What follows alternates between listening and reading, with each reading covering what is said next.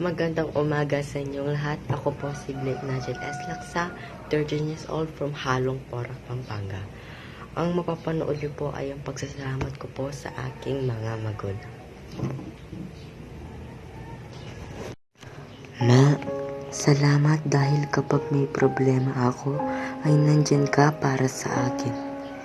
Nandyan ka sa anumang pagsubok na mahaharap ko. Kapag nagbaba ang grades ko, ay sinasabi mo lang na bumawi na lang sa next quarter at huwag masistress sa mga gawain sa school. Salamat ma, dahil ikaw ang ilaw ng tahanan ko. Sa pagluluto, pagwawalis, paglalaba, ginagawa mo ito para mabuhay kami ni tatay. Salamat ma dahil ikaw ang nagpabuhay sa akin. Ako ay swerte na naging ina kita. Sana magpahinga ka muna ng mga saglit. Dahil nakikita ko na sumasakit ang kamay at paa mo sa mga gawaing bahay. Mahal na mahal kita ma. Kaya huwag mong kakalimutan na lagi akong nandyan kapag kailangan mo ako. Salamat ma dahil sinusuporta mo ako sa mga ginagawa ko sa school. Kahit ako ay pasaway, ay lagi mo ako sinusuportahan sa mga ginagawa ko.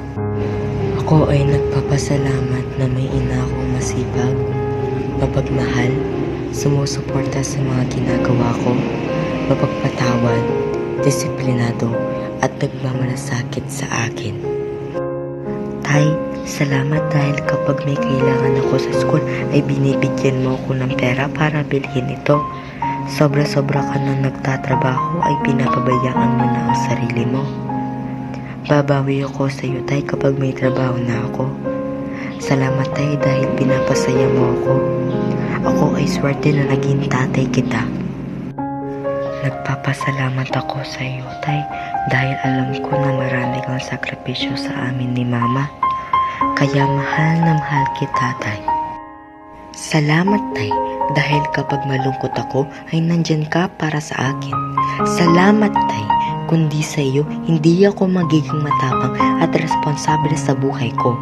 Ako ay nagpapasalamat dahil may tatay akong matapang, matulungin, maasahan at magalang sa akin. Maraming salamat tay. Maraming salamat Mama Jo at Tatay Ricky. Ako ay masaya at swerte na naging magulang ko kayo. Mahal na mahal ko kayo. Magsisipag ako sa pag-aaral para maging proud kayo sa akin.